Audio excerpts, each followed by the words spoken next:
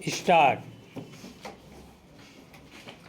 भारत में चिकित्सकों की कमी को लेकर अक्सर सवाल उठते रहे हैं।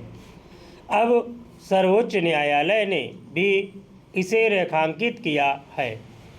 दरअसल अदालत ने मेडिकल कॉलेजों के चिकित्सा पाठ्यक्रमों में खाली पड़ी सीटों को भरने का निर्देश देते हुए कहा कि देश में डॉक्टरों की पहले ही इतनी कमी है, उसमें सीटें बर्बाद नहीं जानी चाहिए। इस महीने के अंत तक काउंसलिंग कराकर उन सीटों को भरा जाए।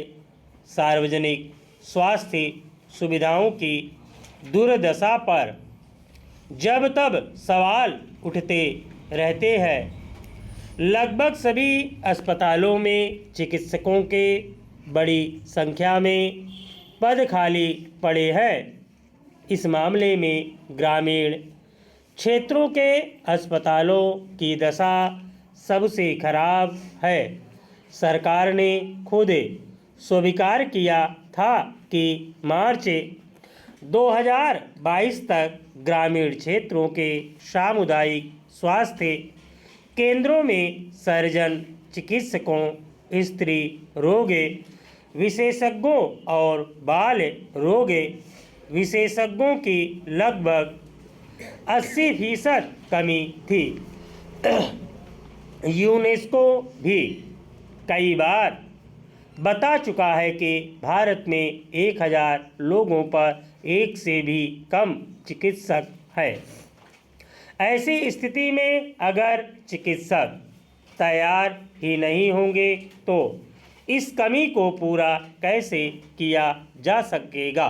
हालांकि सार्वजनिक स्वास्थ्य केंद्रों में चिकित्सकों की कमी के अन्य कई कारण भी स्पष्ट है। पहले तर्क दिया जाता था कि हमारे यहाँ इसलिए ज़रूरत के मुताबिक योग्य चिकित्सक नहीं तैयार हो पा रहे कि मेडिकल कॉलेजों में सीटें बहुत कम हैं। इसके मद्देनज़र कुछ नए कॉलेज खोले गए और सभी कॉलेजों में सीटें बढ़ा दी गई। इस तरह पिछले 10 वर्षों में चिकित्सा पाठ्यक्रमों में सीटें बढ़कर करीब 2 गुनी हो गई है।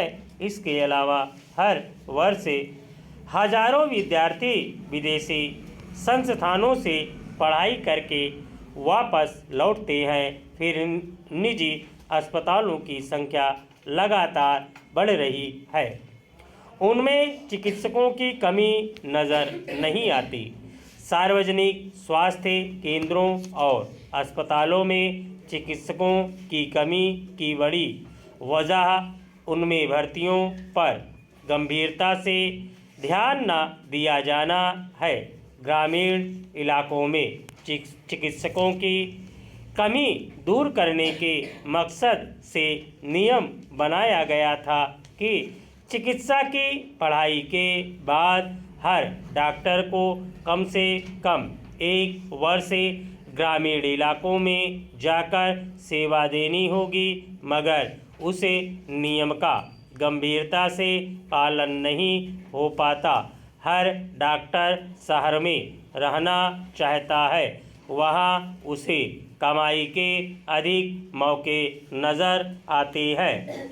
इन स्थितियों में शीर्ष अदालत की टिप्पणी को न केवल मेडिकल कॉलेजों में खाली पड़ी सीटों बल्कि व्यापक अर्थ में लेने की ज़रूरत है। चिकित्सा पाठ्यक्रमों में दाखिले को लेकर इसीलिए अधिक संघर्ष देखा जाता है कि वहाँ से निकलने के बाद युवाओं को एक तरह से रोजगार की गारंटी होती है। वे निजी तौर पर भी अपना चिकित्सालय खोलकर अच्छी कमाई कर लेते हैं, मगर चिंता उसे बहुसंख्यक आबादी तक स्वास्थ्य सेवाएं पहुंचाने को लेकर है, जो अपने इलाज पर पैसे खर्च कर पाने में सक्षम नहीं है।